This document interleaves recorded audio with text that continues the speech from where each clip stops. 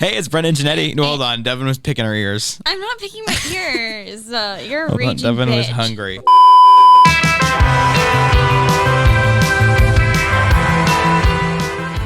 Hey, it's Brendan Janetti. And I'm Devin O'Haron. And you are listening to Music You're Missing. And we're bringing you Marc E. Bassy. And I can't believe you just said that out loud. That is so crazy to me. We are talking to Marc E. Bassy, who's literally like one of my favorites since I was a youngin', and you too. Yes, for sure. And Brendan literally has not stopped talking about it. No. Like once I found out like he was book solid, I was like, there's no way I am doing anything from now until that interview happens other than like worshiping him and listening to his music. And his new EP, I want to call it. He released the song separately, but Trouble, absolutely insane song. I'm obsessed. Yeah, and if you've been like a long-time listener, Trouble is kind of a sonic departure from his old stuff. So I'm really excited to talk to him about that. But you know, before we get Marc E. Bassy on the line, which again is so cool that I'm saying that, his face, in addition to being on the cover of this TV right here, he is on the cover of what playlist, Devin? Music You're Missing. And that is available on Spotify. And his track Trouble is streaming at the very top of the playlist. So if you like discovering some new tunes, Music You're Missing on Spotify. You can also find us on Instagram at Music You're Missing.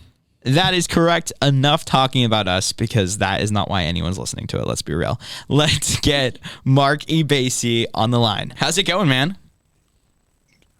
It's going well. How are you guys doing?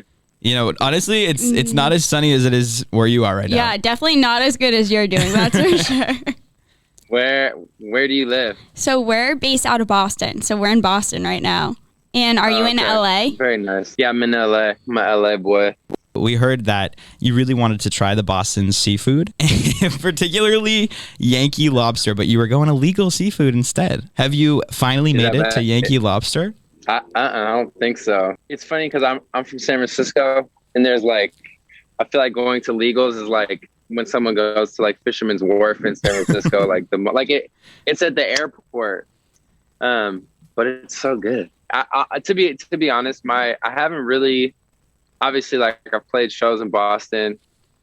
I have like a couple of friends in Boston that have taken me to some really cool restaurants. It was some brand new restaurant I went in the end of 2019 before the pandemic. That was really cool, but I haven't got to spend too much time, as much as I should have there. So I don't know, what's really cool and acceptable from a local perspective.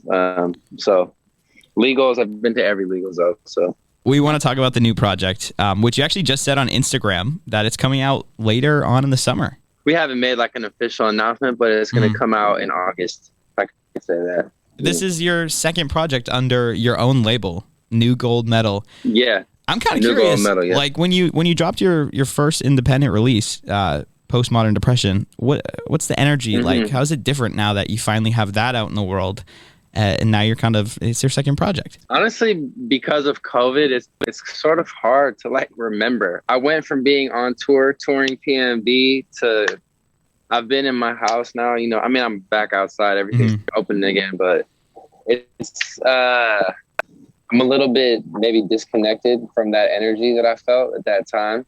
I've changed a lot, I would say, in the past year. I almost like kind of grew up more.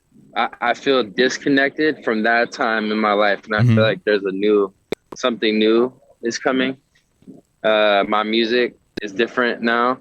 I was kind of, I had like the Black Bear song. Yeah. I was kind of on that some wave, like it was like a little more R&B hip hop, and I've kind of like matured my sound a little bit. I feel new. I like to always stay with a beginner's mindset. I don't really connect myself to the past very often. I'm very proud of PMD. Got like over 100 million streams, and that was all independent, which is amazing for us.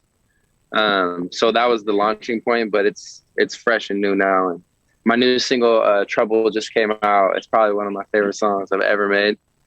And so I'm trying to use that energy and push forward feeling new. Yeah, well, dude, I actually was going to say, like, sonically, it sounds a lot more, not a lot more, but there's definitely like a maturation that occurred, especially with Trouble. Like there's some trance influence, which I think is really cool and unique for you, but it kind of still has that signature, you know, like Marc E Bassy vibe. In all seriousness,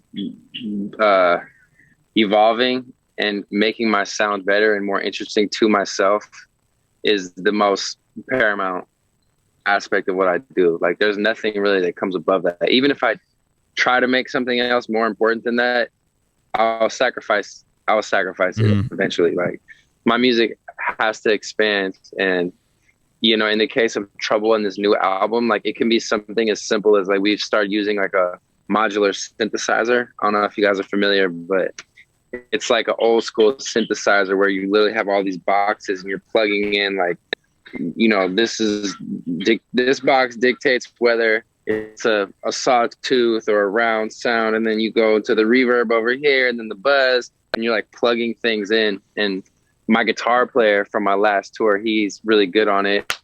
And we just start playing with this new sonic palette, and that's how we made Trouble. That no one else can get that sound. You know, it's like a handmade, handcrafted, old school version of a synthesizer. And so I find things like that and try to incorporate them.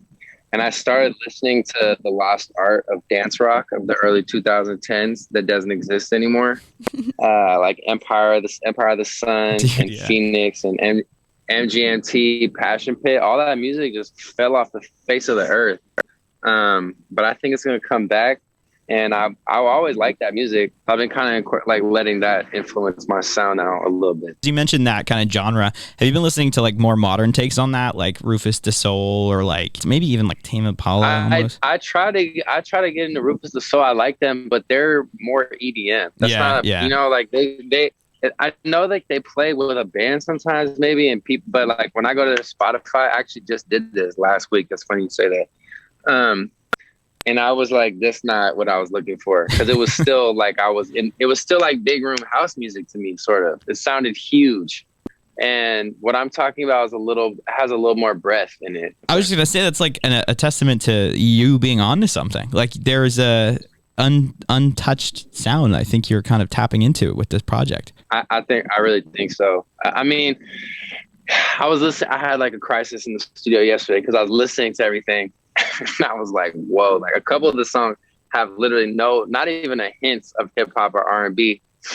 And they just sound like, like dance rock or something. I mean, I'm always going to be like a soulful artist, I would like to think, but and then I was like, am I tripping right now? My fans are going to be pissed. Like, where's my R&B slaps? Cause that's what I've kind of always done, but I don't know. Like I said, I have to progress and have to keep trying. So many artists, and not just artists, but like people in business nowadays. I think the people have such access to their fans now that so much about small business entrepreneurship is like having that relationship with your fans where you know what they want, because you can get that constant feedback and kind of like feeding your fans, you know? But I'm not really good at that. I feed myself. That sounds crazy. But no, I do. Like, I have to do what I have to do. I don't know. And so I like the fans that stick with me, that listen to my albums, and like, 'cause my Spotify, it continues to like grow. I've never really had like a down Spotify year. So I think they just find, you know, I kind of try to just lead the way and go for what I think the world should be on. And then my little cult of people that are with me, I feel like they follow me, and hopefully this next album, which is sort of a departure, you know, they can find what they love about me from my old music in this new thing and kind of grow with me. There's still hints of that old sound, specifically like the bridge in Trouble. That's literally why I put that bridge in there, because I was like, I have to at least sing for real. I played it for my friends. They're like, is this you? I'm like, what? Yes. And then so I had to put that bridge in there just to remind everyone. You dropped Atmosphere and Zone at once. Yeah. And then a month later, we have Trouble, and then we're releasing it like kind of as an EP. And then that's, I'm assuming, is going to turn into your album. I was super interested about that because that's a whole, you know, strategy that's never existed before. Obviously because of no streaming. have a distributor, and he called me and he was like, we like this 2-song drop. That was their idea, and I agreed to it. So I was like, the cool thing about now is like, should Zone or Atmosphere be on the album? Like, they're maybe. Mm-hmm. I don't really have to decide right now, you know? It looks like it's an EP right now, which is kind of strange because that's the way that Spotify ingests their music. Mm-hmm. But there's literally no rules. I could be like, Trouble is the only one staying on the album, and it's going to have a different artwork and cover and be packaged with these songs, and Atmosphere and Zone are going to live over here, as like Lucy's, but there's really no rules whatsoever. I don't think anyone knows what they're doing. And so, like, I don't think that music consumers these days really care how it was rolled out. And rollout is such a huge part of our business. I mean, as you guys know, it's the same thing when you go on a tour. You need a proper rollout because it's a real thing. But releasing music, I mean, we spend so much time like, okay, song comes out this day, the teaser comes out this day, all the assets need to be turned in on, 2 weeks before, the music needs to be locked in 6 weeks before, and we do all these things, and then you can pop off on TikTok for no reason. So I try to be as fluid as possible. I'm really all about that. Like, I don't get tied down into like, this is how something should go. So I could go right now and like repackage an album that already came out on Spotify and make it new, So you can do anything you want at this point. Like you can literally switch out audio in a song that's already up and the play count won't go down, I could remix my biggest songs and just put them back in. And anytime someone listened to Morning or You and Me Again, it would be a new song if I felt like it. So it's a brave new world. You can do whatever. You're someone who came up as social media was kind of emerging. So, I mean, you had to make it without that instant possibility of making it. I'm wondering, what are your views on the likes of TikTok now and this instant fame that people can achieve? It hasn't really existed without COVID yet. So True. I'm really interested to see what it looks like. Like, are all these people going to have like fans at their shows? Like, how many people can be popular at one time? It's like, it's a lot. There's always been American Idol before True. American Idol. Like, my great aunt was like a famous singer when she was young, and she got famous off like some daytime TV show. They've always had talent shows, and now there's just like a universal talent show that exists at all times. And people have always liked wacky, weird humor, and people have always liked dancing. It's just a more connected, universal, instant way of doing the same thing people have always done. So I never looked down on it. I do think that dopamine rush that you get from TikTok, when like, especially if you're like, oh, this video is getting views, I think that's I probably would say that like these major corporations that own these social media companies are pretty much like using your self-esteem and your dopamine against you to make money off of you. So that's kind of tragic. 100%. We're turning into like lab mice. But that, they can't get me. I'm not like that. I don't care enough about social media for that to, fuck my life up in that way. But I don't think artistically there's anything wrong with it. I'm not one of those people that's like, TikTok's trash. It's just, it's sad. It's sad for people that are addicted to social media and are anxiety prone, and, for their mental health. I wish everyone well, because it's really a brave new world. And TikTok is also just a tool for people to learn human behavioral patterns so they can program artificial intelligence better. I don't know if you guys have ever read about that. It's really scary, but it's for a different podcast probably. But, no, I mean, I have read about that. And that's literally what the algorithm is, the For You. And it's the most niche shit. Like, there's now a little niche market for every fucking thing, and you can monetize everything, and it knows how it can do it without having to do any work. It has these people basically doing it for them. It's that's absolutely terrifying. I never think of it. Like, I never think of TikTok like that. I literally just sit there and scroll, and I'm like, oh, what next? Yeah. But like I feel like now that things are opening, like exactly what you said, I personally like haven't been using it as much, and I feel like we've seen so many of these artists rise to fame on TikTok, and then they just drop off. Yeah. Like they never, I don't see them anymore, and they don't get the same amount of views or likes. It's really tough. Like I see, you can't just like go to college and get a living wage at a job immediately following in most cases. So I see why people are like, I got to do something on TikTok, or I hope something pops off for me, because it seems almost, I don't think it's true, but it seems like that's like the best way to have a successful life almost. You have to find something within your relationship to music that's fulfilling, that is supersedes like trying to be famous. Because I think fame right now and like monetary success within music, especially if you're on TikTok and that's the way you're doing it, it's really like up to the universe. TikTok puts out that algorithm. I think one of the reasons people like TikTok is I think they have the best algorithm, right? Like, anyone can pop off on TikTok at any point, no matter how many followers they have or how many videos they got. I mean, views they got on their last video.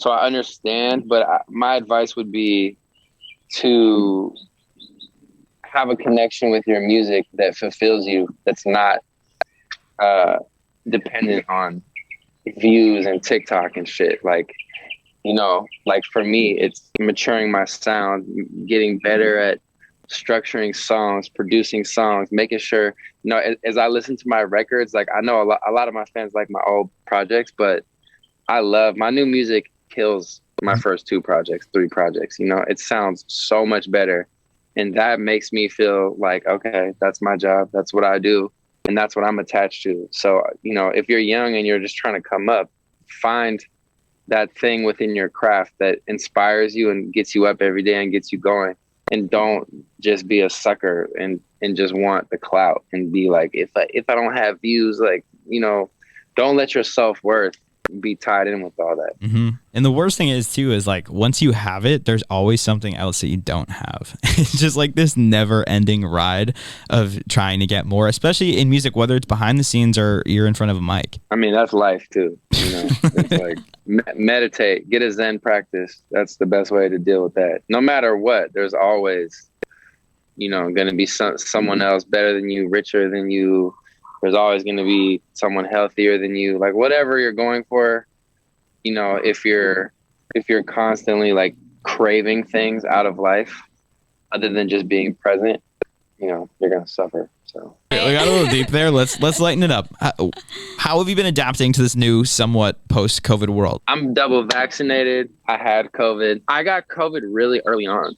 I got it like COVID came out in March of 2020 and I was on tour, probably like spreading it around the country. I was doing meet and greets, in February, before every show. Like I always felt immune to it, and I had antibodies for COVID really early on. So I was just I stayed in the house though. Like it's not like I was doing anything, but my priority was just like to make sure that my mother, who has an autoimmune disorder, didn't get it, and so I just didn't really see my family, but.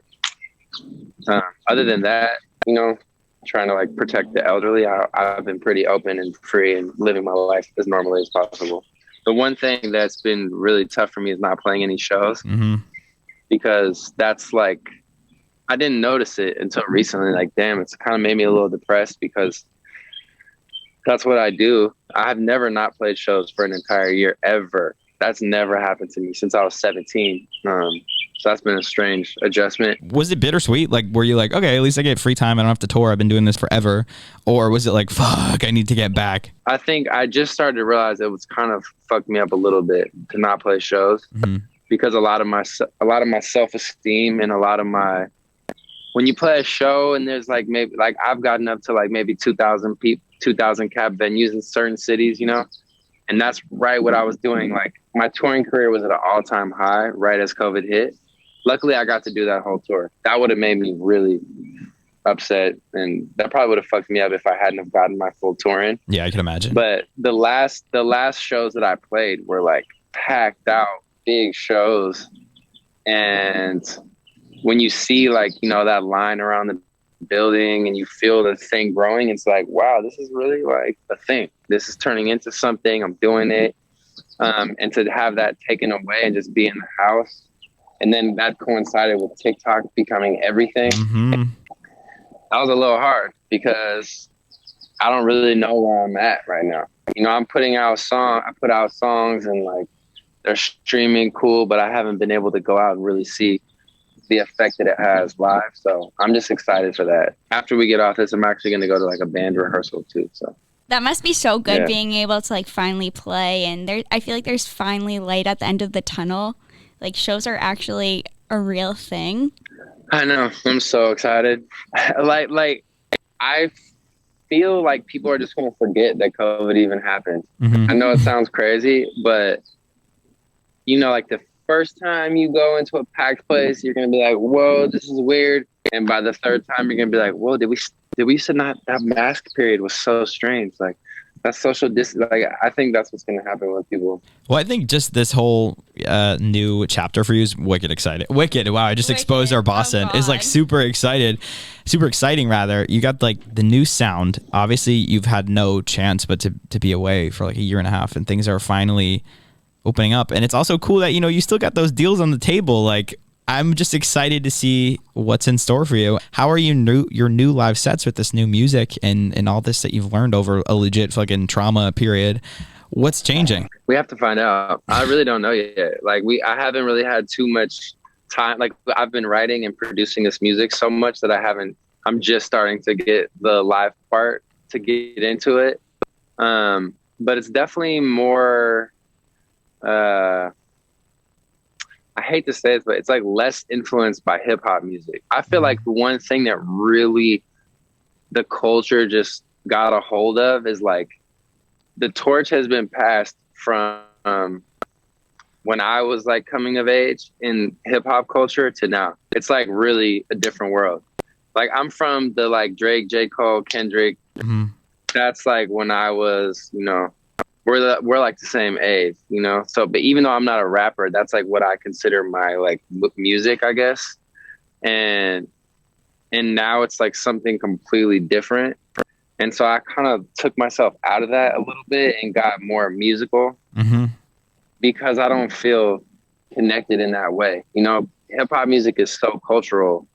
And so I want my music to be about like songwriting, and because that's really the best thing I can offer. Like I'm not like a goofball TikTok viral personality or something. So, you know, now it's really about like songs, expression, and hopefully like inspiring other people to feel free in their own self-expression. And so however that comes out on stage is going to be probably my show will look more like a festival show than like an R&B show. We like to ask all of our artists this before we end the episode. And I just kind of want to know, like, what are your goals? Because you now have like the label that you're behind. You have, you know, this new music, new project, new tour. Like, what do you hope most comes true, whether it be professionally or personally? I don't know. It's a loaded question. There's, you know, I could say some half truths to you. It's, you know, right now I'm just like focused on my album. New Gold Medal is the Marc E Bassy label right now. We haven't signed anyone else yet. But I think after this album and this tour, the natural next step would be we'll start signing artists and developing them. But it hasn't happened just yet. So right now, New Gold Medal is just, you know, that's how I distribute my music. That's how I keep, you know, if you stream a Marc E Bassy song, New Gold Medal gets the money. It doesn't get like, you know, I don't have to give 80% of it, 85% of it to Universal any longer. Yep. So it's been way more financially beneficial for myself, which is really cool. And I would definitely tell younger artists on the business side, you know, really just look into the pros and cons of being independent versus being signed, because a label they'll give you some money and you'll have some money for a second, but you will spend it all because it's a loan. It's not attached to any of the work that you actually did. It's a front. Mm-hmm. And when you have your own label, it's like, oh, I made this. It's coming in. And that's not to say that you can't get an advance from like a distribution company or something if you want to go that route. But there's no one size fits all. There's no correct way. But as a young artist, you should definitely look at the different business approaches. And mine has been, sort of out of necessity to just control my business myself with my partner. Fess is his name, my manager partner. And we have a team, it's like 5 of us. It's like a family business. There's 6 people that work at New Gold Metal now, 5 full time. And my aim is for all of us to grow as a company, as individuals, and progress as human beings, above all else. And I'm kind of like, I work for them just like they work for me. Mm-hmm. That is super important, is to kind of all share that same goal. And like you said, you're a type of artist where it's about the music and being comfortable in the stuff that you're putting out. And just as, again, to people who have worked on larger scale teams, where it's not always like that. That's not when you get good product. Like, you get the best possible art and product when you actually are all focused on not even the goal, but the project itself. Yeah, absolutely. We sort of do like team building within New Gold Metal. I try to run it like a real, it's a real company. It is, yeah. That's become a big source of like pride and fun for us, is like putting the pieces together. It's hard when you're the artist and you're the boss, because sometimes I have to like trip out and, go do artsy rock and roll shit. So that balance is pretty strange, but it's getting there. And this album is so close to being done. Oh my God, it's taking forever. So I'm just so happy that that's turning into a real thing. Well, Marc, honestly, thank you so much for taking the time to chat with us. This has been really cool, really special, and we really appreciate it. Thank you guys. Anytime.